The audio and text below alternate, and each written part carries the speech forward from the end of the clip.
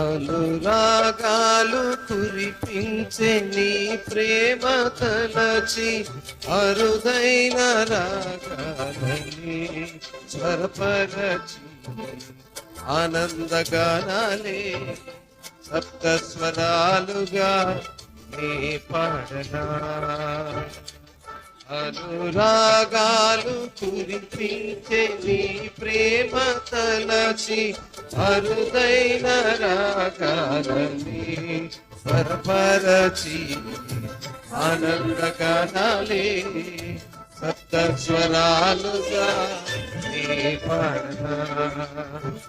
యేసయ్యా నా హృదయ సీమను ఏలుమయ్యా, నీ దివ్య సన్నిధి చాలుమయ్యా.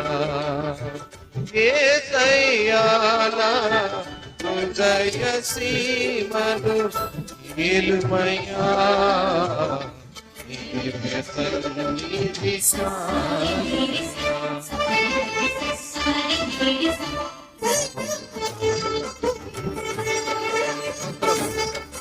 సంతోషంగా చప్పట్లు కొడుతూ దేవుని నామమునకే కృతజ్ఞత.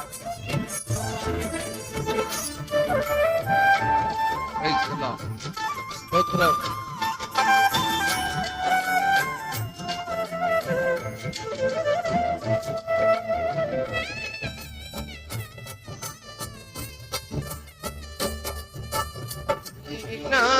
ఆత్మయే వికసింపజేసే నన్ను సర్వ సత్యములో నీ నడుచుటకు. ఆత్మయే వికసింపజేసే నన్ను సర్వ సత్యములో నీ నడుచుటకు. మరపురాని అనుజాసలను విడిచి మనసారతుని ఆడ జీవించేదా ఇక నీ కోసమే. మరపురాని అనుజాసలను విడిచి మనసారతుని ఆడ జీవించేదా ఇక నీ కోసమే. అనురాగాలు కురిపించే నీ ప్రేమ తలచి అరుదైన రాగాలని స్వరపరచి ఆనందగానాలే సప్త స్వరాలుగా నీ పాడనా. యేసయ్యా నా హృదయ సీమను ఏలుమయ్యా, నీ దివ్య సన్నిధి చాలుమయ్యా.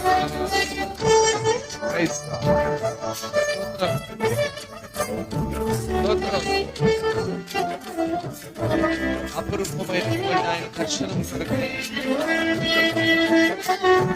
ఆశ్చర్యకరమైన ఆయన కృప కొరకై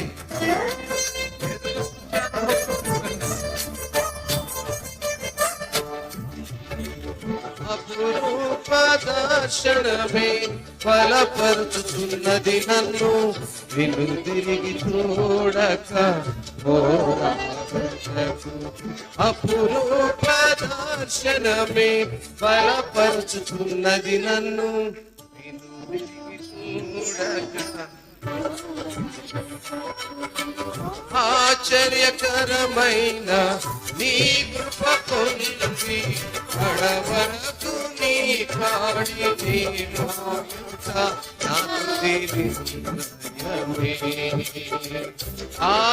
ఆశ్చర్యకరమైన నీ కృపనే పొంది కడవరకు నీ కాడి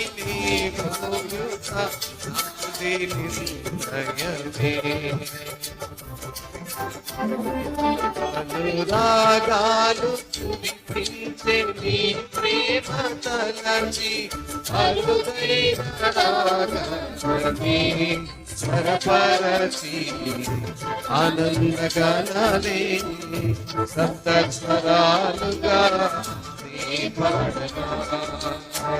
యేసయ్యా నా హృదయ సీమను ఏలుమయ్యా నీవి చాలునయ్యా.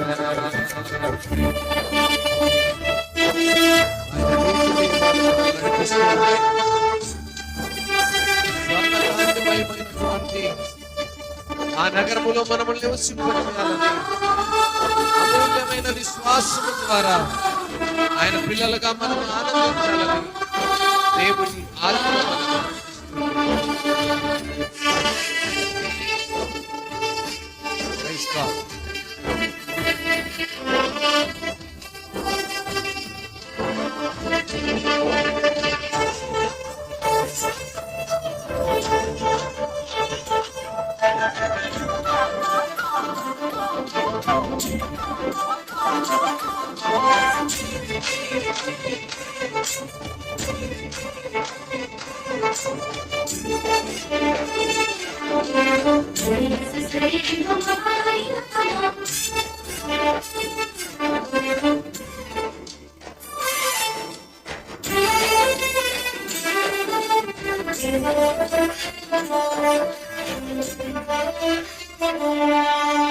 నీతి నియమములే నడిపించుకున్నది నన్ను కాంతిమయమైన నగరము కొరకు. నీతి నియమములే నడిపించుకున్నవి నన్ను కాంతికయమైన నగరము కొరకు. అమూల్యమైన విశ్వాసము పొంది అనుక్షణము నిన్ను తలచి హర్షించెనే నాలో నా ప్రాణమే. అమూల్యమైన విశ్వాసము పొంది అనుక్షణము నిన్ను తలచి హర్షించెనే నాలో నా అనురాగాలు కురిపించే నీ ప్రేమ సంగతి అరుదైన రాగమే సర్వరచి ఆనందకరాలే సప్తస్వరాలుగా నీ పాడనా. యేసయ్యా నా హృదయ సీమను ఏలుమయ్యా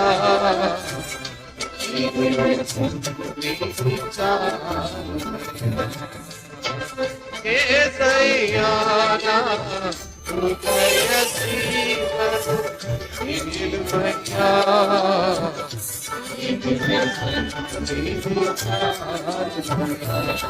అనురాగాలు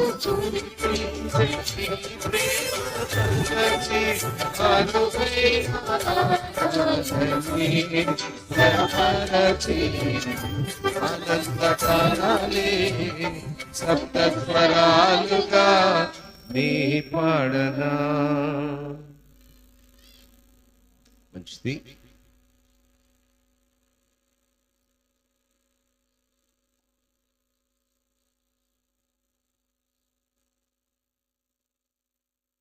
దేవుని యొక్క ఉన్నత నామములో ఈనాటి పునరుద్ధాన దిన ఆరాధనకు చేరొచ్చిన మీకందరికీ ప్రభు పేరిట వందనాలు శుభాలు తెలియజేస్తున్నాను.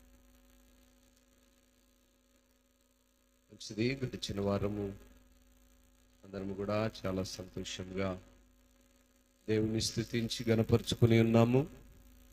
చాలామంది వెనుకబడి ఉన్నారు, అంటే రాలేకపోయి ఉన్నారు. మనమున్నది ఒక చిన్న వలయం. చిన్న వలలో ఎన్ని చేపలు పడినాయి, ఏ కాలువలో ఏ నీరేట పారుతుంది, ఎవరు ఎలా ఉన్నారు, ఆత్మీయ స్థితి ఏంటనేది ఇట్టే చెప్పేయచ్చు. కనుక ఎవరు కనిపించారు, ఎవరు కనపడలేదు, ఎంతమంది వచ్చారు అనేది ఇట్టే చెప్పడానికి ఇదొక మాదిరి. ప్రతి పునరుద్ధాన దినమును గురించి ఎల్లప్పుడూ నేను మొదట ఉపోద్ఘాతం లాగా చెప్తూ ఉంటాను. మనకున్నటువంటి అనేకమైన పనులలో మన దైనందిన స్థితిలో అతి ప్రాముఖ్యమైనది పునరుద్ధాన దినం, లేదా పరిశుద్ధ దినము, లేదా విశ్రాంతి దినం. కమ్యూనియన్ సర్వీస్ అంటారు. కమ్యూనియన్ అనే మాటకు అర్థం ఏంటంటే అందరూ కలుసుకునేటువంటిది, ఆరాధనకు యోగ్యమైనటువంటిది, దేవుని ఆజ్ఞలకు లోబడేటువంటిది, దేవుని చిత్తాన్ని ఎరిగేటువంటిది. ఎన్ని అద్భుతమైనటువంటి అర్థాలు ఇస్తాయంటే ఈ దినము అన్ని అర్థాలను తెలియజేస్తుంది. కనుక ఈ దినము యొక్క ప్రాముఖ్యతను మనము ఎరిగిన వారముగా ఉండాలి. చాలా ప్రాముఖ్యమైన దినం. పరిశుద్ధ లేఖనాల్లో మనం ఇప్పుడు చదివిన భాగాన్ని చూసినప్పుడు 116వ కీర్తన మూలాంశం ఏంటంటే మనుష్యుడు మరణంలో నుంచి విమోచనలోనికి వెళ్తాడు. మరణము నుంచి విమోచన. ఈ సందర్భాన్ని దాదాపు సంవత్సరం క్రితమే తెలియజేశాను. ప్రతి మనుష్యుడు మరణిస్తాడు, మరణము తర్వాతనే విమోచన ఉంటుంది. బ్రతుకుంటే లేదు విమోచన. బ్రతుకున్నంత వరకు ఆయన పాదాల దగ్గర మాత్రమే ఉంటాం. ఎంతగా ఆయన పాదాల దగ్గర మనం ఉంటామో అంతకు తగిన ఫలమే విమోచన.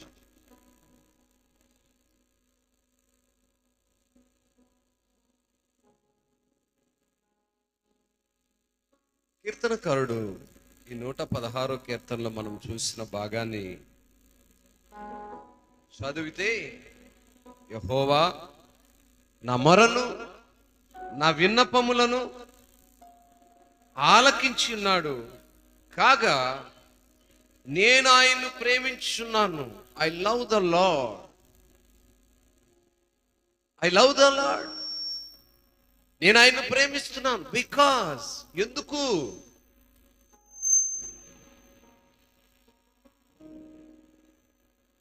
కీర్తనకారుడు దేవుణ్ణి ప్రేమిస్తూ ఉన్నాడు.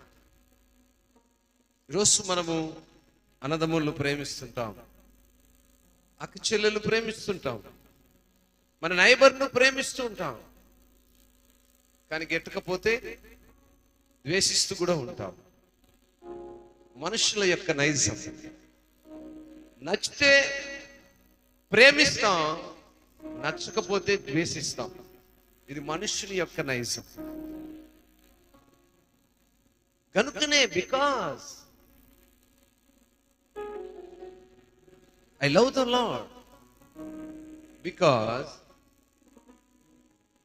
He has heard my voice and my pleas for mercy. కీర్తనకారుడు దేవుని ఎందుకు ప్రేమిస్తున్నాడంటే ఆయన నా మొర వింటున్నాడు, నా విన్నపములు వింటున్నాడు. నాకు ఏమి అవసరమో నేను మొరపెట్టినప్పుడు ఆయన వినేవాడుగా ఉన్నాడు. అందుకు నేను ప్రేమిస్తున్నాను. దేవుడు మనుషుల యొక్క మొరలను వినేటువంటి వాడు.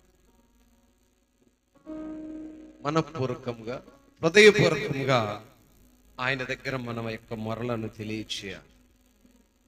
రెండో మాటలో కూడా అంటున్నాడు, ఆయన నాకు చెవియొగ్గెను కావున జీవితకాలం అంతా మొరపెడతానంటున్నాడు. ఏమండి, జీవితం అనే కాలంలో, ఈ ప్రయాణంలో ఎన్ని ఒడిదుడుకులు ఉన్నాయి కదా. నైలవా కష్టాలు ఉన్నాయి, శ్రమలు ఉన్నాయి, బాధలు ఉన్నాయి, వేదనలు ఉన్నాయి, నిందలు ఉన్నాయి, అవమానాలు ఉన్నాయి. మరి ఇవన్నీ వచ్చినప్పుడు కూడా ఆయన స్తుతించేటువంటి అనుభవం కావాలి. మనుషునికి సాధ్యమేనా? చాలా కష్టం. ఆ సాధ్యపరుచుకున్న వారే ఆయన పిల్లలు అవుతారు.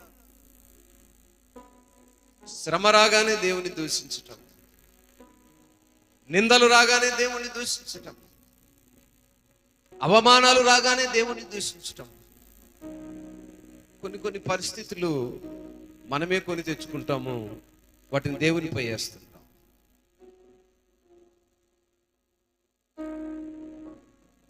కాదంటారా? అవును అనటానికి నేనే నిదర్శనం కదా. మొన్నటి దినమున మీరందరూ కూడా గృహప్రవేశపు ఆహ్వానానికి చాలా మంది వచ్చారు. చాలా సంతోషించాం. చాలా లేటుగా వచ్చారు, చాలా సంతోషించాం. టయాన్ని చాలా క్రమంలో పెట్టుకున్నారు, చాలా సంతోషించాం. మీరు మేలు అనుకోవాలి. ఎందుకంటే సేవకులే టయాన్ని పాటించలేకపోయారు. దాన్ని క్రమంలో తీసుకున్నప్పుడు వాళ్ళకంటే మీరే మేలు.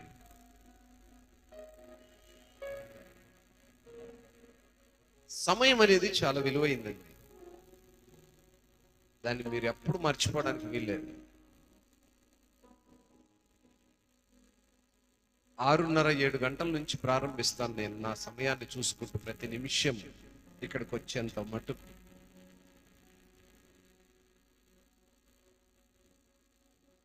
సమయాన్ని చెప్పే సేవకుడే సమయానికి రాకపోతే విశ్వాసం ఎలా వస్తాడు? మొన్న వచ్చిన సేవకులందరికీ చెప్పారు, పెద్ద సేవకులందరూ వచ్చారు, చూశారుగా. వాళ్ళందరికీ పేరు పేరే చెప్పారు. అయ్యగారులు, మీ అందరికి ఒక కార్డు ఇచ్చాను, కార్డులో ఒక టయాన్ని పెట్టాను. ఈ టయాన్ని అనుసరించి వచ్చిన వారు ఎంతమంది అంటే ఒక 3-4 ఉన్నారు. మిగతా 50-60 మంది పాస్టర్లలో అందరూ కూడా 11 తర్వాత వచ్చిన వారు.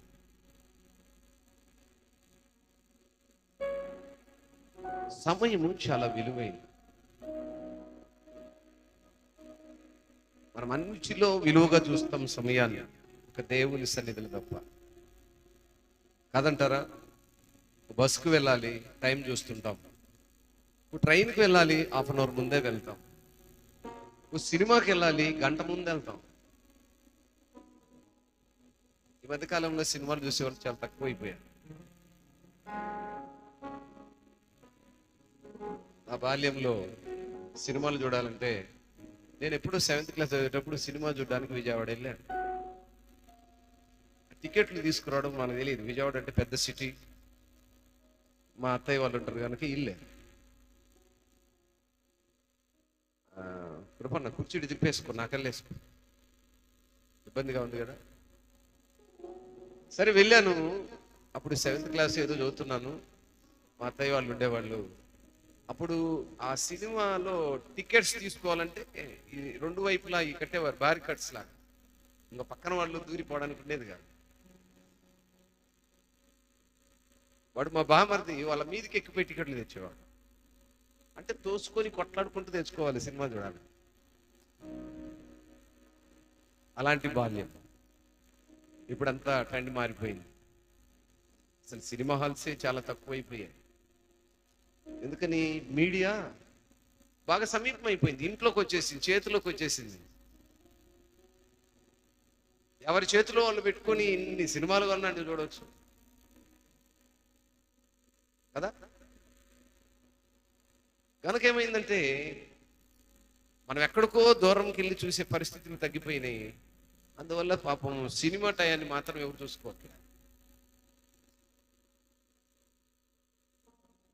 దేవుని సన్నిధి వీటన్నింటికంటే విలువైనది. కీర్తనకారుడు దేవుని దగ్గర మొరపెడుతున్నాడు. చాలా విలువైన మొరను తెలియజేస్తున్నాడు. అయ్యా, నేను నిన్ను ప్రేమిస్తున్నాను. ఎందుకు నేను నిన్ను ప్రేమిస్తున్నానంటే, ఊరికే నేను నిన్ను ప్రేమించట్లా, నా మొరను నువ్వు వింటావు గనుక, నా అక్కర్లు నువ్వు ఎరిగి ఉన్నావు గనుక, నా మాటలకు నీవు చెవి ఎగ్గుతావు గనుక. గడిచిన వారము మనము బొమ్మల గురించి మాట్లాడుకున్నాం. ఏమండి? ఒక బొమ్మ ఎదురు కూర్చొని, బొమ్మ నా మాటలు నువ్వు ఆలకించి నాకు సహాయం చేయన్నాం అనుకోండి, మాట్లాడేవాడు కూడా అప్పుడు ఏమై ఉండాలి? బొమ్మే అయి ఉండాలి. బొమ్మ మాట్లాడుతుందా? ఒక మనుష్యుడు శూన్యమై ఉన్నటువంటి దేవుణ్ణి చూస్తూ, శూన్యములో ఉన్నటువంటి దేవుణ్ణి చూస్తూ, పరలోకములో ఉన్నటువంటి దేవుణ్ణి చూస్తూ, నేను నిన్ను ప్రేమిస్తున్నానయ్యా, నా మరణం నీవే ఆలకిస్తావు అని పలికాడు అంటే అందులో ఎంత సత్యం ఉంది, ఎంత విశ్వాసం ఉంది, ఎంత నమ్మకం ఉంది అనే విషయాన్ని ఈరోజు మనము నేర్చుకోవాలి. కీర్తనకారుని యొక్క హృదయంలో దేవునిపై ఉన్నటువంటి ఆ ఫెయిత్, ఆ విశ్వాసం. మాకు కూడా ఫెయిత్ ఉంది అయ్యగారు, మీరు 10కి రమ్మంటే 12కి వస్తాం, మీరు 9కి రమ్మంటే 1 గంటకు వస్తామంటే సరిపోదు. మన విశ్వాసం ఎలా ఉండాలంటే దేవునికి ఇష్టమైనదిగా ఉండాలి. అన్నీ మనకు సరిపోయినట్టుగా మలుచుకుంటే సరిపోవు. కొన్ని దేవుని యొక్క చిత్తం ఏంటో తెలుసుకునే కొన్ని ఉంటాయి. ఆయన ఆజ్ఞలు కట్టడలంటే ఇవే. ఆజ్ఞలంటే కట్టడలంటే ప్రత్యేకంగా ఏవో ఉండవు. ఆయన యొక్క మాటలకు చెవియొగ్గే విధానం. కీర్తనకారుడు నమ్ముతున్నాడు, ఆయన నా మాటలకు చెవియొగ్గుతాడు, నా మొరను ఆలకిస్తాడు. ఎంత చక్కగా దేవుడు నా మొరను ఆలకిస్తాడని నమ్ముతూ ఉన్నాడు. ఈరోజు మన యొక్క ఆత్మీయ స్థితి, మన యొక్క ప్రార్థన జీవితము ఏ విశ్వాసంపై ఉంది? ఆ మొదటి మాటలోనే దేవునిపై తనకున్న నమ్మకాన్ని వ్యక్తపరుస్తూ ఈరోజు మనకు తెలియజేస్తున్నాడు. అయ్యా, నేను నిన్ను ప్రేమిస్తున్నాను, ఎందుకనంటే నా మొరను వింటావు, నా యొక్క మాటలను నువ్వు ఆలకిస్తావు, నా విన్నపాలను నువ్వు గ్రహించగలవాడివి. అంత మాత్రమే కాకుండా అది ఒక రోజుతో, ఒక దినముతో పోయేది కాదు. నా జీవిత కాలం అంతా నేను ఇలా ఉంటాను. ఈ విషయాలను జ్ఞాపకంలోనికి తీసుకోవాలి. ఈరోజు మన యొక్క ప్రార్థనా జీవితకాలం పట్టుకుంటుందా? ఆయన్ని ప్రేమిస్తున్నావా? ఆయన్ని ప్రేమించినప్పుడు ఆయన కట్టడలకు లోబడాలి. దేవుణ్ణి ప్రేమిస్తున్నప్పుడు దేవుని కట్టడలకు లోబడేటువంటి అనుభవం కావాలి. ఈ మాటలు మనము గడిచి చదివినటువంటి అధ్యాయాల్లో కూడా కీర్తనకారుడు 18వ అధ్యాయంలో ఈ మాటలను మనకు ముందుగానే తెలియజేశాడు. 18వ అధ్యాయము 4వ వాక్యము.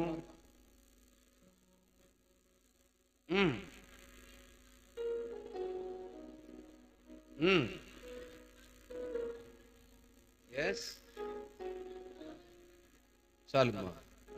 మొదటి వాక్యాన్ని చూసినప్పుడు, యెహోవా నా బలమా, నేను నిన్ను ప్రేమించుచున్నాను. దేవుణ్ణి ఎలా ప్రేమిస్తున్నాడు? ఏ విధానంలో ప్రేమిస్తున్నాడంటే ఆయన దగ్గర ఉన్నటువంటి కృపలన్నిటిని బట్టి ప్రేమిస్తున్నాడు. ఏమండి, దేవుని దగ్గర ఎటువంటి కృపలు ఉన్నాయి? 2వ వాక్యంలో చూస్తే, ఆయన నా శైలము, ఆయన నా కోట, ఆయన నన్ను రక్షించేవాడు, ఆయన నా కేడము, ఆయన నా శృంగము, ఆయన నా... ఎన్ని కృపలున్నాయో కదా. కారణం లేకుండా కీర్తనకారుడు దేవుణ్ణి ప్రేమించట్లేదు. మన ఇరుగు పొరుగు వారిని ప్రేమిస్తుంటాం. దేన్ని బట్టి? వారు మన ఎడల చేసే ఉపకారములను బట్టి, మన ఎడల వారికి ఉన్నటువంటి ప్రేమను బట్టి. ఆ ప్రేమ దేన్ని బట్టి తెలియపరచబడుతుందంటే వారు మన ఎడల చూపేటువంటి దయాదాక్షిణ్యాలను బట్టి కదా.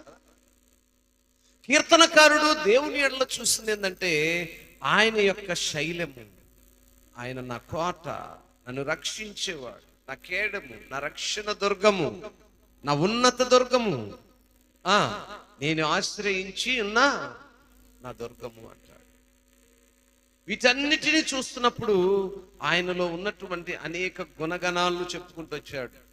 ఆయన ఏ స్థితిలో నన్ను ఎలా కాపాడేవాడు, ఏ స్థితిలో ఉన్నప్పుడు నన్ను ఆయన పట్టుకున్నాడు, ఎలాంటి పరిస్థితిలో ఆయన నాకు తోడుగా ఉన్నాడు, ఎలాంటి స్థితిలో నాకు కేడముగా ఉన్నాడు, ఎలాంటి స్థితిలో నన్ను రక్షించాడు, నేను మొరపెట్టినప్పుడు నాకు ఉత్తరం ఇచ్చాడు. స్తోత్రం. దేవుని పిల్లలు మొరపెట్టే అనుభవాన్ని నేర్చుకోవాలి. దేవుని సన్నిధికి మనం ఎందుకు వెళ్తున్నామంటే మొరపెట్టేది ఎలాగో నేర్చుకోవడానికి. ఎలా మొరపెట్టాలి, ఎలా దేవుని దగ్గర అడగాలి, ఎలా మనం ఉన్నటువంటి శ్రమలో నుంచి మనము తప్పించగలుగుతాం. ఎజ్రా భక్తుడు ప్రార్థన చేశాడు. ఎలాంటి ప్రార్థన చేశాడు చూసారా? సరే చూద్దామా. ఎజ్రా గ్రంథము 9వ అధ్యాయము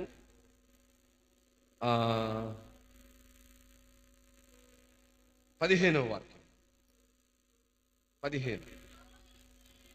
యెహోవా ఇశ్రాయేలీయుల దేవా, నీవు నీతిమంతుడవై ఉన్నావు, అందువలననే నేటి దినమున ఉన్నట్లుగా మేము శేషించి నిలుచుచున్నాము.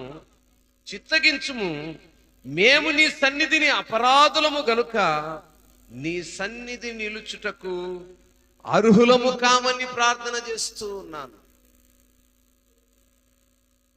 దేవుని సన్నిధిలో ఎజ్రా భక్తుడు ప్రార్థన చేస్తున్నాడు. అయ్యా, నేను అపరాధిని, నీ సన్నిధిలో నిలబడే అర్హత లేని వాణ్ణి, నా ప్రార్థన ఆలకించు. మనము 13, 14 వాక్యాల్లో మన స్థితి ఏంటో తెలుస్తుంది. 13 చూడండి. అయితే మా దుష్టక్రియలను బట్టి, మా గొప్ప అపరాధములను బట్టి ఈ శ్రమలన్నీ మా మీదకి వచ్చిన తరువాత మా దేవుడు అయిన నీవు మా దోషములకు రావలసిన శిక్షలో కొంచెమే మా మీద ఉంచి మాకు ఈ విధముగా విడుదల కలుగజేయగా మేము నీ ఆజ్ఞలను ఏంటి అంటండి, దేవుని ఆజ్ఞలను మీడుతూ ఉంటాం. దుష్టక్రియలంటే ఏంటో కాదండి, దేవుని ఆజ్ఞలను మేరటమే.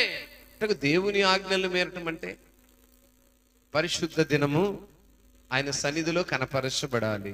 ఇది దేవుని ఆజ్ఞనా? అవునా కదా? మరి ఎంతమంది దేవుని సన్నిధిలో ఉంటున్నారు? ఇది మీరటము అంటే. అందుకే ఆయన అంటున్నాడు, నీ ఆజ్ఞలను మేము మీరి ఎన్నో విషయాలను ఒప్పుకుంటాడు. దేవుని ఆజ్ఞలను మీరుతూ ఉన్నాడు. క్రైస్తవుడు అని చెప్పుకుంటున్నటువంటి దేవుని పిల్లలు దేవుని ఆజ్ఞలు ఏంటో తెలుసుకునే కాడే ఉన్నారండి. ఎన్ని దినాలు తెలుసుకుందాం? నేను అదే ఈ 2025 సంవత్సరం అంతా కూడా ప్రార్థన చేస్తున్నాను. ప్రభువా, నీ పిల్లలు ఎన్ని దినాలు తెలుసుకుంటూ ఉంటారు? తెలుసుకోవటంతోనే వారి సమయాన్ని వృధా చేస్తూ పోతే రక్షణ మార్గములు ఎప్పుడు నడుస్తారు?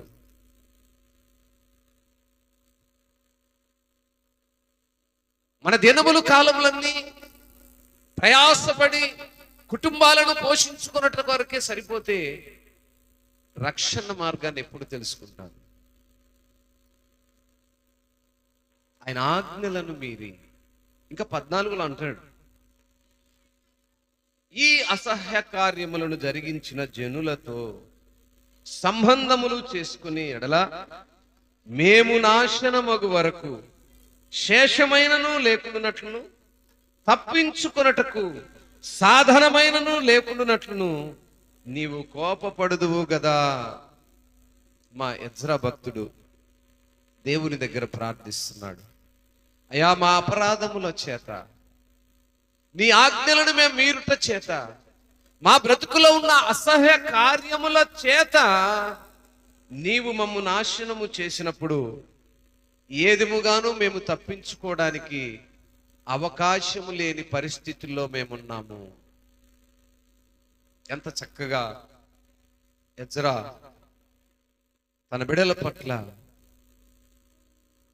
ఆ ప్రార్థన చేస్తున్నాడు. ఆలోచించండి. ఎప్పుడైనా చేశారు ఈ ప్రార్థన? మీరు ఎవరైనా చేశారండి ఈ ప్రార్థన? మన కుటుంబాల్లో ఎంతవరకు మన ప్రార్థన ఏంటంటే మనకు కొదువున్నది ఏదో అడుగుతూ ఉంటాం, మనకు అక్కర కలిగింది ఏదో అడుగుతూ ఉంటాం. కానీ వాక్యం మనకు సెలవిస్తుంది మన అక్కర్లు కాదు, మనల్ని కన్న దేవునికి మనకి ఏమవసరమో ఆయనకు తెలుసు, ఎప్పుడేమి ఇవ్వాలో ఆయనకు తెలుసు, ఎలా మన అక్కర్లు తీర్చాలో ఆయనకు తెలుసు. కాబట్టి చింతించాల్సిన పనే లేదు. నా రాజ్యమును నా నీతిని వెదుకుము, ఆ తర్వాత నీకు ఏదవసరమో అది నేను ఇస్తాను. నువ్వు చింతపడకు. రేపేమి తిందుమో, ఏమి కట్టుకుందుమో, ఎలా బ్రతుకుదుమో అని అనుకుంటున్నావేమో, సమస్తము నేను ఎరిగి ఉన్నాను. స్తోత్రం, హల్లెలూయా. ఏమండి? కాబట్టి ఆయన రాజ్యాన్ని, ఆయన నీతిని ఎదకాలి. ఎదకలేని స్థితిలో ఉన్న మనల్ని గురించి కీర్తనకారుడు ఎజ్రా భక్తుడు ప్రార్థిస్తున్నాడయ్యా, మేము అపరాధులమై ఉన్నాం. అపరాధులం అయితే నేను అంటాను, ఎన్ని దినాలు అపరాధులుగానే ఉంటాము అంటాను. అపరాధులమే, కానీ ఎన్ని దినాలు? మన అపరాధాలు ఎన్ని దినాలు ఒప్పుకుంటూనే ఉంటాం? క్రియల్లో రావద్దా? ఆచరణలో కనపరచొద్దా? అలా కనిపించకపోతే మన స్థితిని గురించి అంటున్నాడు, ఈ అసత్య కార్యములను జరిగించిన జనులతో సంబంధములు లేకుండానట్లు తప్పించుకొనుటకు మేము నాశనము వరకు శేషమైనను లేకుండానట్లును తప్పించుకొనుటకు సాధనమైనను లేకుండానట్లు. ఈ మాటను అగ్ని ఆరదు, పురుగు చావదు అనేటువంటి భయంకరమైన మరణం. ఎంత భయంకరమైన మరణం అంటే ఏ పరిస్థితిలో కూడా అందులో నుంచి తప్పించుకునే అవకాశం లేకుండా ఉంటుందట. దీనికి కారణం ఏంటి అని మనం ఆలోచన చేస్తే, ఆయన ఆజ్ఞలను మీరి మన జీవితాల్లో అసహ్య కార్యముల చేత ఎంత దారుణమైన స్థితిలో మనం బ్రతుకుతున్నామో కళ్ళు తెరవాలండి. కళ్ళు తెరిచి పార చూడాలి. ఇంకా చీకటిలోనే బ్రతికితే సరిపోదు.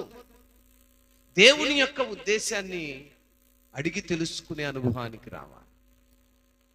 ఈ అధ్యాయంలో 2 భాగాలు కనిపిస్తాయి. ఒకటి మరణము నుంచి విమోచన. ఈ మొదటి భాగం అంతా మనం చదివిన భాగాలన్నీ చూసినప్పుడు ఆయన నా విమోచకుడు, ఎలా విమోచించగలడు, ఏ స్థితిలో విమోచించగలడు. అక్కడ మరి 4వ వాక్యాన్ని చూసినప్పుడు, యెహోవా దయచేసి నా ప్రాణమును విడిపింపుమని యెహోవా నామాన్ని బట్టి నేను మొరపెట్టినప్పుడు, ఆయన దయాళుడు గనుక, నీతిమంతుడు గనుక, వాత్సల్యత గలవాడు గనుక ఆయన విడిపిస్తాడని నమ్ముతూ ఉన్నాడు కీర్తనకారుడు. ఇక్కడ ప్రాముఖ్యమైన సంగతి ఏంటంటే, క్రైస్తవుడు అంటేనే నమ్మకము. సమాజంలో క్రైస్తవునికి నమ్మకం లేదు. సమాజంలో క్రైస్తవుని ఎవరు నమ్మరు. తెలుసా మీకు? సమాజంలోకి వెళ్ళండి, క్రైస్తవుడు అనేవాడిని దాదాపుగా 100 మంది క్రైస్తవులు అని చెప్పుకుంటే అక్కడ ఒక 20 మందిని మాత్రమే నమ్ముతారు. మిగతా 80 మంది కూడా పండగ క్రైస్తవులు, క్రియలు లేని క్రైస్తవులు. కానీ యాక్చువల్గా చెప్పాలంటే క్రైస్తవుడు అంటేనే నమ్మకము. మరి సమాజంలో దీన్ని ఎందుకు పోగొట్టుకున్నారు అని అంటే, మనకున్న ఆర్థిక అవసరతల వల్ల, మనలో ఉన్నటువంటి నిస్సత్వ వల్ల. చాలామంది బాధాకరమైన పరిస్థితుల్లో ఉండటానికి రెండు కారణాలు. మొదటి కారణము సోమరితనం. సోమరులుగా ఉండి మనిషిని మించిన అప్పులు చేసి నమ్మకత్వాన్ని పోగొట్టుకుంటూ ఉంటారు. ఇవి ఎక్కువగా క్రైస్తవుల్లోనే జరుగుతుంటాయి. రెండవ రకం వాళ్ళు ఎవరంటే మనిషిని మించిన ఆలోచనలు చేసి దిగులు చెందుతూ ఉంటారు. వీరు రెండో రకపు క్రైస్తవులు. ఇవి రెండూ లేకపోతే భూమి మీద ఉన్నటువంటి ప్రజలలో క్రైస్తవుని మించిన నమ్మకస్తుడు ఇంకొకడు ఉండడు. స్తోత్రం. ఏంటి క్రైస్తవులో ఉన్నటువంటి గొప్పతనం అంటే, కనిపించని దేవుణ్ణి నమ్ముతున్నాడు. చూసావు, అదే గొప్పతనం. నా దేవుడు ఉన్నాడు, ఈ వాక్యాన్ని ఆధారం చేసుకొని ఆయన పరమందు ఆసీనుడై ఉన్నాడు, ఆయన ఒక దినముని భూమి మీదకి రాబోతున్నాడు, తీర్పని ఒక దినముంది, మధ్యాకాశంలో నేను ఉంటాను, ఆ తీర్పు దినమున ఎత్తబడతాను, ఆయనతో ఆనందిస్తాను అని నిరీక్షణ ఉంది. చూశావు, ఇదే క్రైస్తవుని యొక్క నమ్మకం. ఈ నమ్మకాన్ని బట్టే అనేక మంది ప్రజలు, కొంతమంది క్రైస్తవులకు భయపడుతూ ఉంటారు. కొంతమంది మంచి పేరులు కలిగిన వారుగా ఉంటారు. ఫలానా వారు చాలా నమ్మకమైన వారు, చాలా నమ్మకమైన వారు. క్రైస్తవులను చెప్పుకుంటూ లోకంలో ఉండే వాళ్ళందరూ కూడా నమ్మకాలను పోగొట్టుకుంటుంటారు. నిజంగా క్రైస్తవులని చెప్పుకున్న వారు ఖచ్చితంగా నమ్మకంగా బ్రతుకుతారు, ప్రాణాలైన ఇస్తారు, కానీ నమ్మకాన్ని పోగొట్టుకోరు. అందువల్లే క్రైస్తవులకి కనీసం 2% విలువ అయినా ఉంటుంది. కీర్తనకారుడు దేవునిపై ఆధారపడిన ఆ విధానం అటువంటి. ఆయన నా మొర వింటాడు, నా మొరకు చెవి ఎక్కుతాడు. ఏ మనుషుడు కూడా ఒక స్టాచ్యూని ఎదురుగా పెట్టుకొని మరపెడితే ప్రయోజనం లేదని ఎరుగని దినాలు ఉన్నాయి.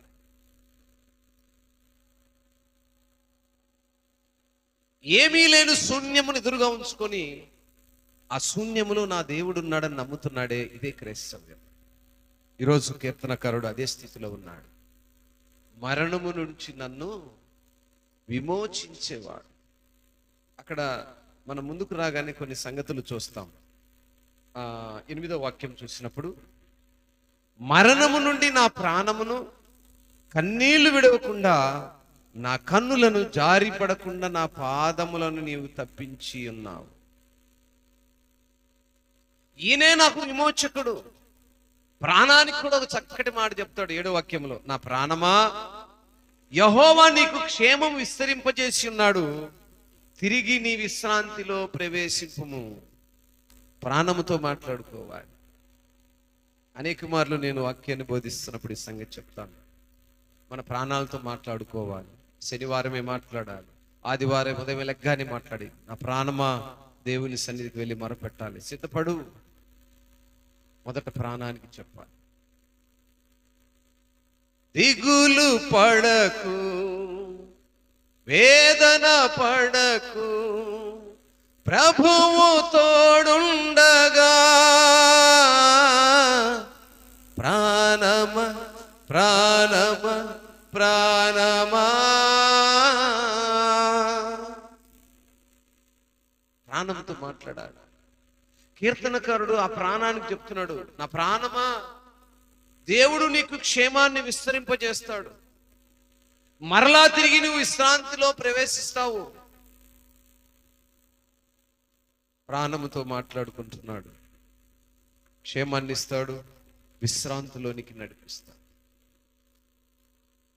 క్షేమాన్ని ఇచ్చేవాడు ఆయనే, విమోచన ఇచ్చేవాడు ఆయనే. కాబట్టి ఆ ప్రాణానికి చెప్తున్నాడు, మరణము నుండి నా ప్రాణమును కన్నీళ్లు విడవకుండా, నా కన్నులను జారిపడకుండా, నా పాదములను నీవు తప్పించి ఉన్నావు. సజీవులున్న దేశములో యెహోవా సన్నిధి నేను కాలము గడుపుతూ ఉన్నాను. ఎక్కడండి? సజీవులున్న దేశంలో. అంటే ఇంకొక దేశం ఉంది కదా ఏమండి? జాగ్రత్తగా ఆలకించండి మాటలో ఉన్నటువంటి అర్థాన్ని. కీర్తనకారుడు అంటున్నాడు, ప్రస్తుతము సజీవులున్న దేశంలో నా యొక్క కాలాన్ని గడుపుతూ ఉన్నాను. అంటే ఇంక రెండో దేశం ఏదుంది? మరణము తర్వాత కూడా ఒక దేశం, అదే విమోచన కలిగే దేశం. ప్రస్తుతము సజీవులున్న దేశంలో మనం బ్రతుకుతున్నాము. మరణము తర్వాత మనకు ఒక దేశం ఉంటుంది. ఆ దేశమే మనకు విమోచన కలుగు చేసేటువంటి దేశం.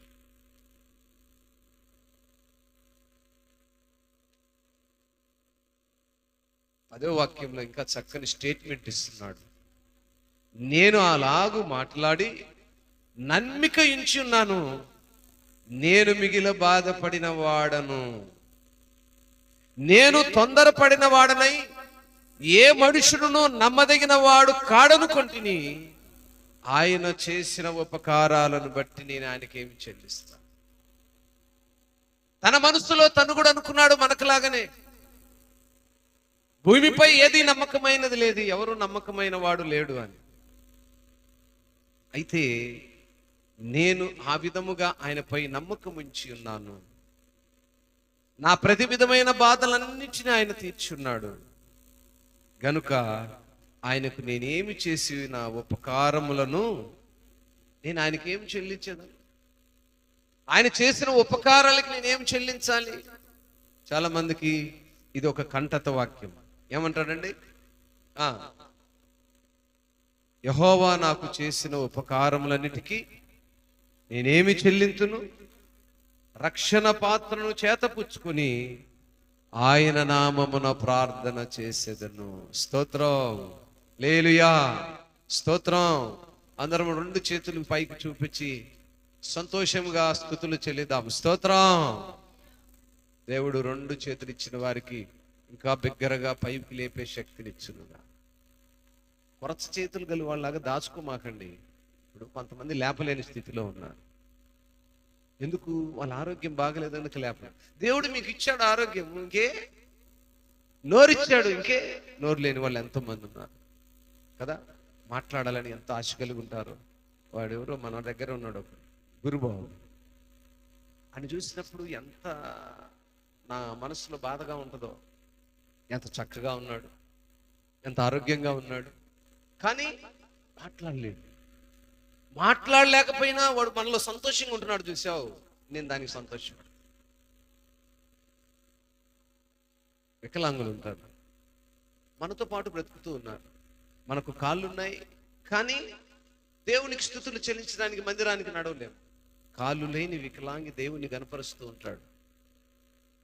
ఆయన చూసినప్పుడు నేను అనుకుంటుంటాను, లక్ష్మయ్య దాదాపుగా 10 సంవత్సరాలు పైచిలుకు సంఘములో పరిచర్య చేశాడు. ప్రారంభ దినాల్లో నాకున్న రైట్ హ్యాండ్. దినాలు జరిగే కొద్దీ ఆయనకు రాజకీయములు ఎక్కువ, పొలిటికల్ నాయకుడు అయిపోయాడు. అందువల్ల ఆయన పొలిటికల్ నాయకుడు అయినాక ఇప్పుడు ఆయనకు మనకు పొత్తు కుదరట్లా. ఎలా కుదురుతుంది చెప్పు? ఆయనేమో రాజకీయ నాయకుడు, నేనేమో దేవుని సేవకుడు. పొత్తు కుదరదు, అంతేగా?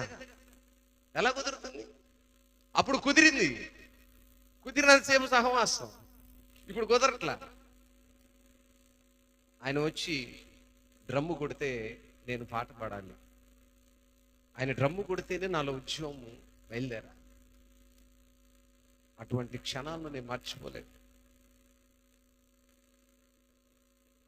ఎందుకు వీళ్ళని జ్ఞాపకం చేస్తున్నానంటే, సమస్తము కలిగిన నీవు దేవుని సన్నిధిలో నోరు తెరిచి అడవలేకపోతున్నావు. దేవుడు నీకు నోరిచ్చాడు, చేతులు ఇచ్చాడు. చేతులు లేని ఎంతో మంది దేవుణ్ణి మొరపెట్టి అడుగుతున్నారు. బిడ్డలు లేని ఎంతో మంది మొరపెడుతున్నారు. కాళ్ళు చేతులు లేని ఎంతో మంది మొరపెడుతున్నారు. తినుటకు 3 పూటల ఆహారం లేని వారు మొరపెడుతున్నారు. ఒక దేవాలయం దగ్గర ఒక అడుక్కున్నామ అక్కడ దేవాలయం దగ్గర అడుక్కుంటూ ఉంది. ఆ అడుక్కున్నామ దగ్గరికి ఒక ధనవంతుడు వెళ్ళి అడుగుతున్నాడు, నువ్వు యేసయ్యను కాకుండా మరొక దేవుణ్ణి నువ్వు స్థితించగలిగితే నీకు 500 నోటు ఇస్తాను అన్న. మా వినండి, నువ్వు యేసయ్యను స్థుతిస్తున్నావు కదా, ఆయన కాకుండా నేను ఒక దేవుని పేరు చెప్తా, ఆయన నువ్వు స్థితించగలిగితే నీకు 500 నోటు ఇస్తాను అన్న. నువ్వు 5,000 నోటు ఇచ్చినా కూడా నా యేసయ్య నేను. ఎవరన్నది ఈ మాట? ఒక దేవాలయం దగ్గర భిక్షాటన చేస్తున్నటువంటి వృద్ధురాలు. ఎంత సిగ్గుచేటు కదా. దేవుడు నీకు ఆరోగ్యాన్ని ఇచ్చాడు, చక్కగా నోటినిచ్చాడు, కావలసినటువంటి అనుదిన ఆహారాన్ని ఇచ్చాడు, చక్కని భర్తనిచ్చాడు, చక్కని బిడ్డల్ని ఇచ్చాడు. కానీ దేవుని సన్నిధికి వెళ్ళి అయ్యా అని నోరు తెరవలేకపోతున్నావే. నా ప్రియ దేవుని సంగమా, ఆయన ఈ రీతిగా దేవుని సన్నిధిలో మొరపెడుతున్నాడు. సజీవులున్న దేశములో యెహోవా సన్నిధిని నేను కాలము గడుపుతూ ఉన్నాను. అంటే తరువాత మరణకరమైన ఒక దేశం ఉంది, అక్కడ నేను నీతో నివాసం చేసే ఒక స్థితి ఉంది. ఆ స్థితి కొరకు నేను సిద్ధపడుతున్నాను అనేది 2వ వర్షన్. అంతేనా? వేరేదేమైనా ఉంటుందా? మొదట నేను సజీవులున్న దేశంలో ఉన్నాను అంటే, తర్వాత మరణమైనటువంటి దేశంలో లేదా మరణకరమైన దేశంలో లేదా మరణించి నేను మరలా పునరుద్ధానుడైనటువంటి దేశంలో నేను ఉంటాను అనేటువంటి 2వ ఆప్షన్ ఇక్కడ కనిపిస్తూ ఉంది. చాలా మంది ఈ విషయాన్ని గ్రహించలేకపోతా ఉన్నారు. రక్షణ పాత్రను చేతపుచ్చుకొని దేవుని నామాన ప్రార్థన చేసే అనుభవం కావాలి. చాలా మంది ఆయన నాకేం ఉపకారం చేశాడు, ఏం ఉపకారం చేశాడు, ఏం చేయాలరా నాయన? నిన్ను సజీవునిగా ఉంచాడు, నీకు మంచి ఆరోగ్యాన్ని ఇచ్చాడు, నీ కుటుంబాన్ని పోషించుకోవడానికి బ్రతకడానికి కావాల్సిన జ్ఞానాన్ని ఇచ్చాడు. దాన్ని సక్రమంగా నువ్వు ఉపయోగిస్తే అంతకంటే ఇంకేం కావాలి? ఏం ఉపకారం చేయాలి ఆయన నీకు? వేలాది దూడలనా ఏడాది పొటేలనా, వేలాది దూడలనా వేడాది పొటేలనా, నీవు చేసిన ఉపకారములకు నేనేమి చెల్లింతును? నీవు చేసిన ఉపకారములకు నేనేమి చెల్లింతును? ఆయన చేసిన ఉపకారాలు ఆయనకి ఏం చెల్లించాలి? ఆయన దూడలను అడిగాడా? గొర్రెలను అడిగాడా? బండబారిన నీ హృదయాన్ని అన్నీ కలిగి ఉన్న నీవు నా విమోచకుడని అడగలేని నీ స్వరాన్ని, సమస్తాన్ని కలుగు చేసిన దేవుని దగ్గరికి వెళ్ళి ఒక బొమ్మలాగానే ఉండొద్దని నోరు తెరిచి అడగమంటున్నాడు. బొమ్మ దగ్గరికి వెళ్ళి బొమ్మ అడుగుతుంది. బొమ్మ దగ్గరికి వెళ్ళి మనిషి అడిగాడు అనుకోండి, ఆయన కూడా బొమ్మే అని చెప్పాడు 115 కీర్తనలో. ఒక బొమ్మ దగ్గరికి వెళ్ళి నువ్వు కూడా బొమ్మలాగా నిలబడి అడిగావు అనుకో, ఆ బొమ్మ మాట్లాడదు గనుక నువ్వు కూడా బొమ్మలాంటి వాడివి. జీవము కలిగినటువంటి దేవుడు అని నమ్మిన యేసే దగ్గరికి నువ్వు వెళ్ళినప్పుడు రక్షణ పాత్రను చేతబుచ్చుకొని ఆయన నామమున ప్రార్థన చేసే అనుభవం కావాలి. ఆ అనుభవము లేకపోతే నువ్వు కూడా ఒక బొమ్మ లాంటి వాడవే అంటాడు. నా ప్రియ దేవుని సంగమా, ఆయన మన విమోచకుడు. నా విమోచకుడు సజీవుడు. ఆ సజీవునికి కూడా, ఆ విమోచకుడు అని నమ్మిన వానికి కూడా మరణం ఉంది. మరణం ఉందా లేదండి? మరణము అందరికీ ఉంది. అందరము మరణము రుచి చూడవలసిన వారమే. ఆ మరణమును గురించినటువంటి ఒక శ్రేష్టమైన సంగతి కూడా ఇక్కడ రాశాడు. యెహోవా భక్తుల మరణము ఆయన దృష్టికి విలువ గలది. దేవుని యొక్క భక్తుడుగా నీవు మరణించాలి. ఏదొక విధంగా నేను మరణిస్తాను అని చాలా మందికి ఉన్న అపోహను మాత్రము నేనేమాత్రము ఇష్టపడట్లేదు, అంగీకరించట్లేదు. చాలా మందికి ఉన్నటువంటి, మరి ప్రత్యేకంగా వృద్ధులకు ఉన్నటువంటి నమ్మకం ఇదే. వృద్ధుల్లో చాలా మందికి ఉన్న నమ్మకం ఏంటంటే రక్షణ మారు మనసు లేకపోయినా చనిపోతావమ్మా నువ్వంటే ఎలాగోలాగో చనిపోతాను, ఇప్పుడు నాలో ఏం పాపం ఉంది అంటే పాపాలన్నీ చేసినంత వరకు చేశాను, వృద్ధాప్యంకి వచ్చాను, ఏ విధంగా అయినా మరణిస్తాను కాబట్టి ఇక నాకేం రక్షణ అనే అనుకుంటాను.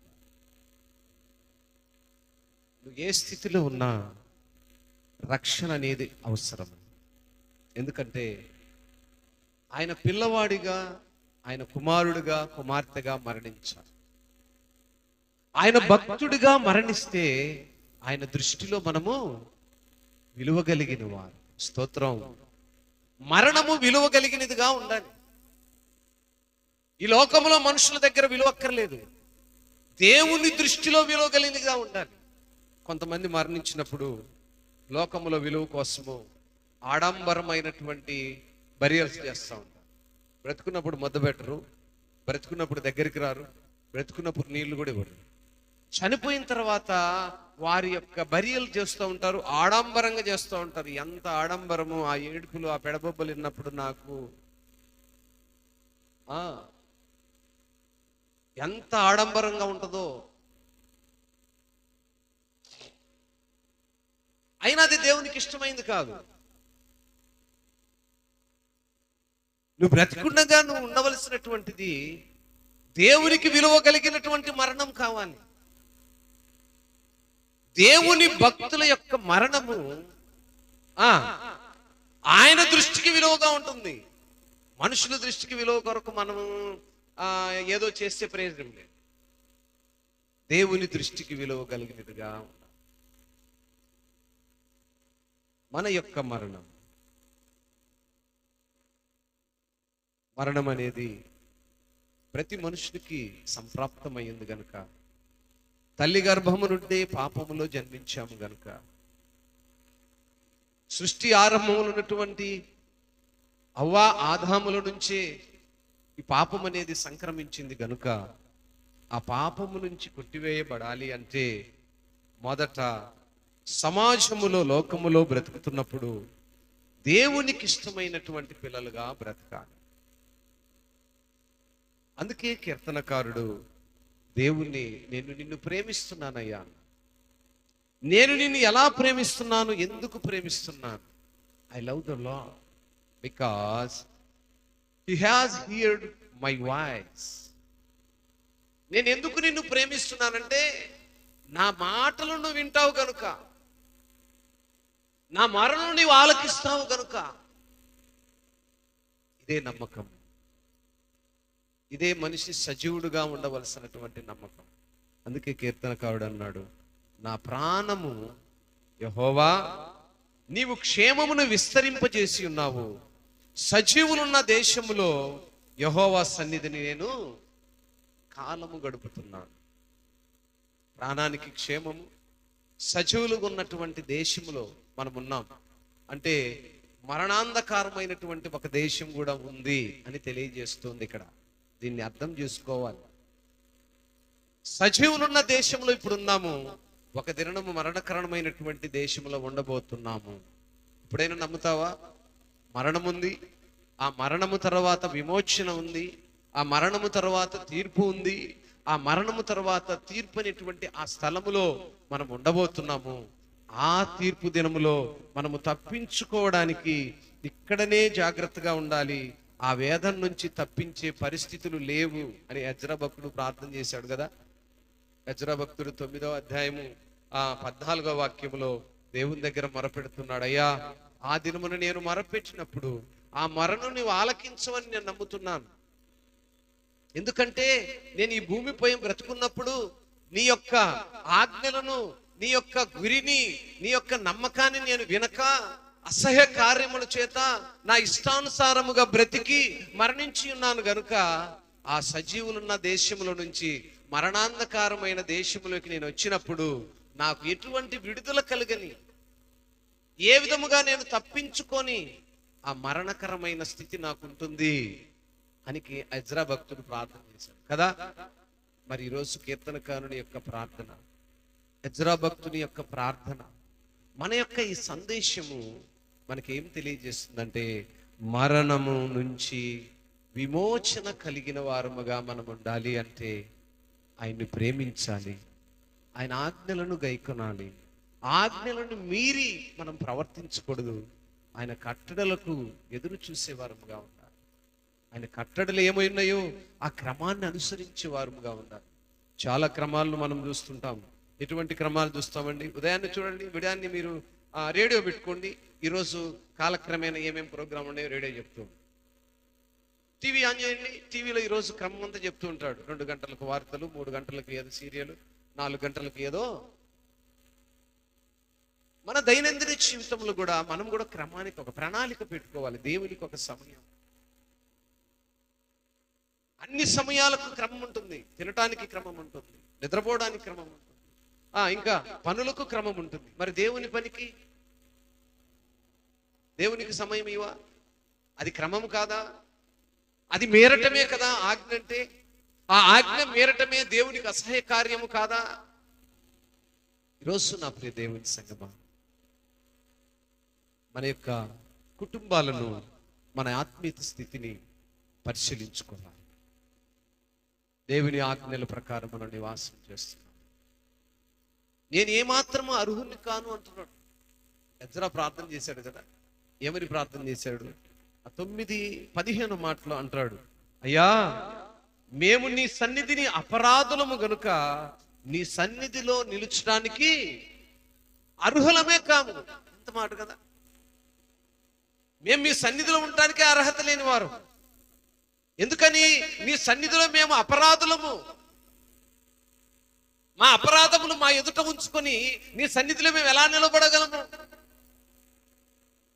మనఃపూర్వకమైనటువంటి ప్రార్థన, కన్నీటి ప్రార్థన, విమోచనకు మార్గం, దుఃఖకరమైనటువంటి ప్రార్థన. మా దుష్కార్యముల చేత, నీ ఆజ్ఞలను మీరుట చేత. అక్కడ 13, 14, 15 3 వాక్యాల్లో ఎజ్రా ప్రార్థన చేస్తున్నాడు. నీ సన్నిధిలో ఉండటానికే మేము అర్హులము కాము. కనుక నా ప్రియ దేవుని సంగమా, ఆ ప్రార్థన ఆయన ఆలకిస్తాడు. అందుకే భక్తుడు ప్రార్థన చేస్తున్నాడు, అయ్యా నా మొరను నువ్వే ఆలకిస్తావు కనుక నేను నిన్ను ప్రేమిస్తూ ఉన్నాను. ఈరోజు ఎంతమంది ఆయనను ప్రేమిస్తూ ఉన్నాం? ఆయనను ప్రేమించినప్పుడు ఆయన యొక్క ఆజ్ఞల ప్రకారము, ఆయన ఆజ్ఞలను మీరక ఆయన చిత్తాన్ని ఎరిగి ఎలా మనం నడుచుకుంటున్నాం ఒకసారి ఆలోచించేయండి. ఈరోజు కీర్తనకారుడు మనతో మాట్లాడి మనకు తెలియజేసిన చక్కని ఉపదేశం, చక్కని సందేశం. ఆయన ఆజ్ఞను మీరున్నావా? ఆయన ఆజ్ఞల ప్రకారం నడుస్తున్నావా? ఆయన సన్నిధిలో నేను అర్హురాలను కాను అని ఏ రోజైనా ఒప్పుకున్నావా? అయ్యా నీ సన్నిధిలో ఉండటానికి నేను అర్హురాలను కాను, అయినా నీ సన్నిధిలో నన్ను ఉంచావే అని ఎప్పుడైనా అడిగావా? విరిగి నలిగిన మనసే ఆయనకి ఇష్టమైనది. విరిగి నలిగిన మనసు అంటే ఏమన్నా కర్రలతో రాళ్లతో కొట్టుకొని ఎరగొట్టుకొని రమ్మనే అర్థం ఏమండి? విరిగి నలిగిన మనసు అనే మాటకు అర్థం ఏంటి? పశ్చాత్తాపముతో ఆయన దగ్గరకు వచ్చి అడగటమే విరిగిన మనసు. నేను ఇన్ని దినాలు తెలుసుకోలేకున్నానయ్యా, నేను నిన్ను ప్రేమిస్తున్నాను అనుకుంటున్నాను, కానీ నీ ఆజ్ఞలను నేను తప్పిపోయానని ఎరుగలేకున్నాను. దేవుని సన్నిధి అంటే భయం వేయాలి, భయపడాలి. భయం వేయాలి కాదు, భయపడితేనే. అదే ఆయన ఆజ్ఞ, ఆ క్రమము. దేవుని సన్నిధికి ఎప్పుడు నువ్వు క్రమంగా వచ్చా? ఆ క్రమానికి ఎప్పుడైనా భయపడ్డావా? భయపడు. ఆరాధిస్తున్నప్పుడు భయపడు, దేవుని సన్నిధికి సిద్ధపడుతున్నప్పుడు భయపడు. అయ్యో నేను సమయానికి వెళ్ళలేకపోతున్నాను. పెందలకాడి లెగగానే మొదట ఆయన దివ్య దర్శనముకు సిద్ధపడేటువంటి ఆ కృప నాకు కావాలని అడగాలి. ఆయన్ని ప్రేమించాలి. కీర్తనకారుడు ప్రేమిస్తున్నాడు. అయ్యా నేను నిన్ను ప్రేమిస్తున్నాను. 18వ అధ్యాయంలో కూడా అన్నాడు, నా కోట, నా శైలము, నా దుర్గము, నీవే సమస్తము నాకు, గనుకనే నేను నిన్ను ప్రేమిస్తూ ఉన్నాను.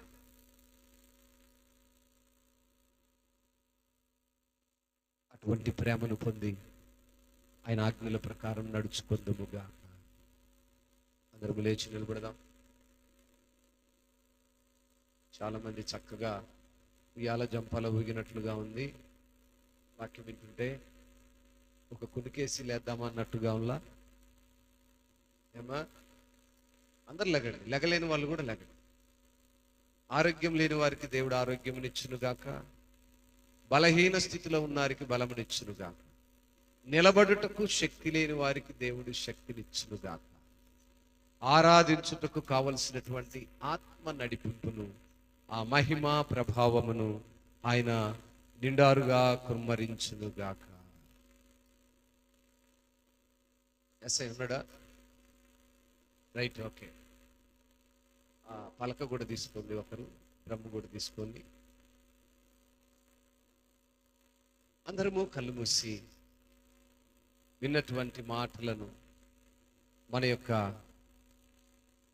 హృదయాల్లోనికి తీసుకుందాం. అయ్యా, నేనేమైతే విన్నానో, విన్న ఈ వాక్యాన్ని బట్టి, విన్నటువంటి ఈ యొక్క నీ ఉపదేశాన్ని బట్టి నేను నీ సన్నిధిలో నన్ను ఉంచినందుకు నీకు స్తోత్రాలయ్యా. ఈరోజు ఈ సమయంలో ఉండలేని వారందరూ కూడా ఆ రీతిగా ప్రార్థన చేసుకోవాలి. అయ్యా, నీ సన్నిధానంలో నేను ఉండలేకపోయానే, నీ పిల్లలతో నేను ఉండలేకపోయానే, నిన్ను ఆరాధించే అనుభవంలో ఉండలేకపోయానే అని హృదయంలో చింత నొందిన వారుగా ఉండాలి. అందరూ కళ్ళు మూసి, అయ్యా నీకు స్తోత్రం.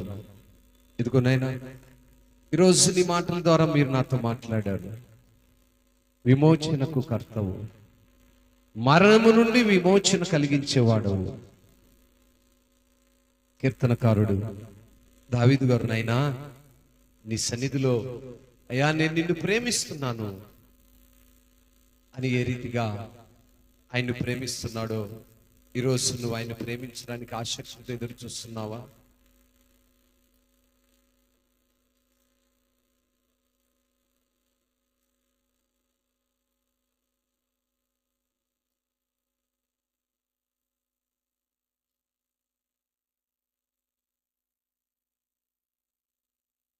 అందరూ ఆ రీతిగా కళ్ళు మూసి, నీ హస్తపు నీడకు పరుగెత్తగా నీ శాశ్వత కృపతో నింపితివా, నీ హస్తపు నీడకు పరుగెత్తగా నీ శాశ్వత కృపతో నింపితివా, నీ సన్నిధిలో దీనుడనై కాచుకొనేదని కృపయన్నడు, నీ సన్నిధిలో దీనుడనై కాచుకొనేదని కృపయన్నడు. యేసయ్యా నీ కృపా నన్ను అమరత్వానికి అర్హునిగా మార్చెను. యేసయ్యా నీ కృపా అర్హునిగా మార్చెను. యేసయ్యా నీ కృపా, యేసయ్యా నీ కృపా. Yes, praise God. అందరూ సంతోషంగా నీ నిత్య మహిమకు పిలిచితివా, నీ స్వాస్థ్యముగా నన్ను మార్చితివా, నీ నిత్య మహిమకు పిలిచితివా, నీ స్వాస్థ్యముగా నన్ను మార్చితివా, ఆత్మాభిషేకముతో స్థిరపరచినా, ఆరాధ్యుడా నిన్నే ఘనపరచును, ఆత్మాభిషేకముతో స్థిరపరచినా, ఆరాధ్యుడా నిన్నే ఘనపరచును. యేసయ్యా నీ కృపా నన్ను అమరత్వానికి అర్హునిగా మార్చెను. యేసయ్యా నీ కృపా అర్హునిగా మార్చెను. యేసయ్యా నీ కృపా, యేసయ్యా నీ కృపా. ఎస్, అవును. ఊవలే నేనెగిరి నిన్ను చేరనా, నీ కౌగిట నేను దిగి హర్షించనా, ఊవలే నేనెగిరి నిన్ను చేరనా, నీ కౌగిట నేను దిగి హర్షించనా, ఈ కోరిక నాలో తీరునా, నా కడలోనే తీరును, ఈ కోరిక నాలో తీరునా, నా కడలోనే తీరును. యేసయ్యా నీ కృపా నన్ను అమరత్వానికి అర్హునిగా మార్చెను. యేసయ్యా నీ కృపా అర్హునిగా మార్చెను. యేసయ్యా నీ కృపా, యేసయ్యా నీ కృపా, యేసయ్యా నీ కృపా. అవును నాయనా, నన్ను అర్హునిగా మార్చే కృపనిచ్చిన దేవా, నాకు ఇచ్చినటువంటి కృపను బట్టి నీకు స్తోత్రమయ్యా. నీ సన్నిధిలో నన్ను నిలబెట్టుకున్న యేసు నీకు స్తోత్రమయ్యా. ఎస్, ఆయనకు స్తోత్రాలు చెల్లిద్దాం. నన్ను అమరత్వానికి అర్హునిగా మార్చెను. యేసయ్యా నీ కృపా అర్హునిగా మార్చెను. యేసయ్యా నీ కృపా, యేసయ్యా నీ కృపా. నీతో నా జీవితం సంతోషమే, నీతో నా బంధం మాధుర్యమే, నీతో నా జీవితం సంతోషమే, నీతో నా బంధం మాధుర్యమే. నా యేసయ్యా కృప చూపుచున్నావు, వాత్సల్యపూర్ణుడవై నా యేసయ్యా నడిపించుచున్నావు, శక్తి ప్రదాతవై ఆరాధ్యుడా యేసయ్యా. నీతో నా బంధం మాధుర్యమే, ఆరాధ్యుడా యేసయ్యా. నీతో నా బంధం మాధుర్యమే.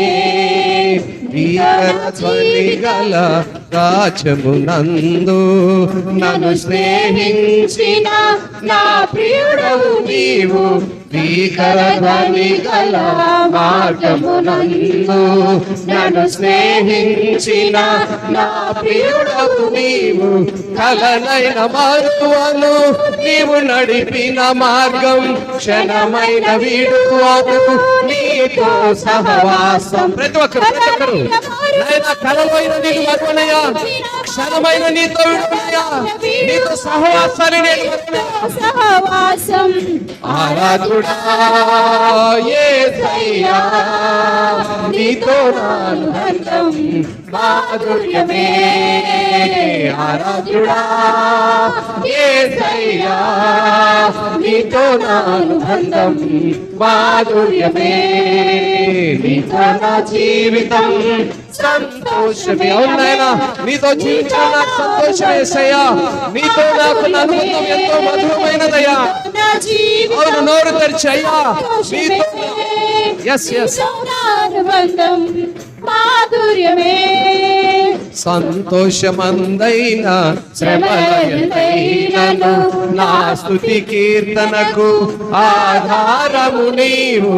సంతోషమందైన శ్రమలయందైనను నా స్తుతి కీర్తనకు ఆధారము నీవు.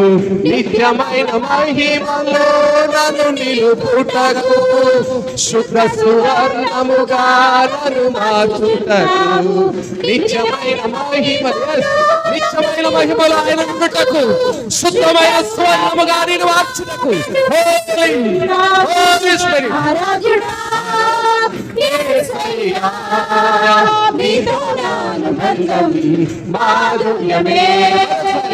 ఆరాధుడా యేసయ్యా, నీతో నా అనుబంధం మాధుర్యమే.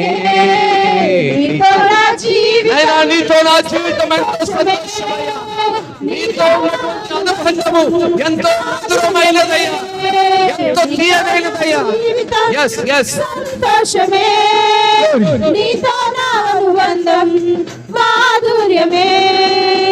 ఆకాశమందుండి ఆశీర్వదించితివి అభాగ్యుడనైన నేను. అవును అవును, నాయనా ఆకాశమందుండి అనేకమైన లింకులను ఆశ్రయించడం అభాగ్యులైనటువంటి వారందరూ కనికరించబడుదురు గాక. yes yes, నీలో నిలుచుటకు, బహుగా ఫలించుటకు నూతన కృపలతో నన్ను నింపుచున్నావు. ఆయన నివసించాలి, ఆయన నివసించాలి. నూతనమైన కృపలు ప్రతి ఒక్కరిపై నిన్నారు కుమ్మరించబడును గాక. ఆరాధుడా యేసయ్యా, నీతో నా అనుబంధం మాధుర్యమే. ఆరాధుడా యేసయ్యా, నీతో నా అనుబంధం మాధుర్యమే. నీతో నా, ప్రతి ఒక్కరు అయ్యా నీతో నా జీవితం సంతోషంగా ఉందయ్యా. నీతో ఉన్నటువంటి అనుబంధం ఎంతో మధురమైనదయ్యా. నీతో నా జీవితం సంతోషమే. నీతో నా అనుబంధం మాధుర్యమే. నా యేసయ్యా, కృప చూపుతున్నావు. వాత్సల్యపూర్ణుడవై ఎస్ ఎస్, ఆయన కృప చూపుతున్నాడు. ఓ నిలుచుచున్నావు. పరిశుద్ధుడా, ప్రదాతవై స్తోత్రం. ఆరాధ్యుడా, స్తోత్రం. యేసయ్యా, Almighty God, స్తోత్రం. మహోన్నతుడా, ఆరాధుడా యేసయ్యా, నీతో నా అనుబంధం హోలీ. మాధుర్యమే. నీతో నా జీవితం, నోరు తెచ్చి నాయనా, నీతో నాకున్నటువంటి జీవితం ఎంతో సంతోషకరమయ్యా. నీతో నాకు అనుబంధం ఎంతో మధురమైనదయ్యా. నీతో నా Yes, yes. Yes. సంతోషమే. Glory. నీతో నా Holy Spirit. మాధుర్యమే. Yes, yes. అవునాయనా, అవునాయనా, ప్రియుడవు నీవు నాయనా మా ప్రియుడివయ్యా. అవును నాయనా, స్నేహించిన ప్రియుడవు నీవు. కలలైన మార్గమును నడిపిన మార్గం Yes, yes. నిజమైన వీరు. అవును నా కళ్ళలో కూడా నీ మార్గమే విడవయ్యా. నోరు తెరిచి, నోరు తెరిచి. నాయనా, కళ్ళలు కూడా నిన్ను విడిచిపెట్టే విధంగా మేము బ్రతకూడదయ్యా. నాయనా, నువ్వు చెప్పిన మార్గాన్ని మేము విడవకూడదయ్యా. ఆరాధ్యుడా, నువ్వు ఆరాధనకి యోగ్యుడవయ్యా. యేసయ్యా, నాయనా, నీతో నాకు నా అనుబంధం ఎంతో మధురమైనదయ్యా. ఆరాధ్యుడా, నువ్వు ఆరాధనకు యోగ్యుడవయ్యా. Yes. నీతో నా అనుబంధం మాధుర్యమే. నీతో నా జీవితం సంతోషమే, నీతో మాధుర్యమే, నీతో నా జీవితం సంతోషమే, నీతో నా మాధుర్యమే. Hallelujah. Praise God, praise God, praise God, praise God. పరిశుద్ధుడా మీకు స్తోత్రాలు, ఉన్నతుడా మీకు వందనాలు, మహోన్నతుడా నీ అపారమైన ప్రేమను బట్టి మీకు స్తుతులయ్యా. నాయనా మీకు స్తోత్రాలు, స్తోత్రాలు, స్తోత్రాలు, స్తోత్రాలు. కనికరపూర్ణుడా మీకు స్తోత్రాలు, ఆరాధనకు యోగ్యుడా మీకు స్తోత్రాలు, నిన్న నేడు నిరంతరం మాతో ఉన్నవాడా నీకు స్తోత్రాలు. నాయనా నీతో గడుపుట మాకు సంతోషం, నీతో గడుపుట నాయనా మాకు ఆనందం. కలలైనా మేము నిన్ను మరువక, కలనైనా మేము నిన్ను విడవక, నిన్ను ఆరాధించే కృపలో, నిన్ను గర్వపరిచే కృపలో, ఉన్నతంగా నిన్ను ఆరాధించే కృపలో, ప్రతి విధమైన బలహీన స్థితుల నుంచి, ప్రతి విధమైన అనారోగ్య స్థితి నుంచి, ప్రతి విధమైన అంధకార స్థితి నుంచి, ప్రతి విధమైన అప్పుల బాధల నుంచి, ప్రతి విధమైన బలహీన స్థితి నుంచి యేసు నామములో మనపూర్వకంగా ఆరాధించబడిన వారి యొక్క హృదయములు ప్రతి విధమైన కలతలు కొట్టివేయబడును గాక. స్తోత్రం తండ్రి. నాయనా మేము నిన్ను ఆరాధించుటకు, స్తోత్రం. నీ సన్నిధిలో నిలవబడుటకు అయోగ్యులమైన మమ్ము, అర్హత లేని మమ్ములను అర్హులనుగా నీవెంచి మాకిచ్చిన కృపను బట్టి మిమ్మల్ని స్తుతించి ఆరాధించి గణపరించినందుకై, అట్టి కృపలో మమ్ముంచినందుకై మీకు వేలాది కోట్లాది స్తుతులు వందనాలు చెల్లిస్తూ ఆరాధనలో పాలు పంచుకున్నప్పుడు అందరినీ ఎత్తుపట్టమని, ప్రతి విధమైన బలహీన స్థితిలో ఉన్న వారందరినీ నీ కృపలో జ్ఞాపకం చేస్తూ సంపూర్ణమైన ఆరోగ్యములతో ఈ స్థలము నుంచి వెళ్ళుదురు గాక. అట్టి కృపలో ఉంచి ఉన్నతమైన ఉపదేశములను మాకు బోధించి ఇంతవరకు నీ కృపలో మమ్మ నిలబెట్టిన దేవా, మీకే ఘనత మహిమ ప్రభావాలు ఆరోపిస్తూ యేసే ఘనమైన నామములో ఈ స్తుతి ఆరాధన మీకు సమర్పించుకొని ఉన్నాము తండ్రి. ఆమేన్.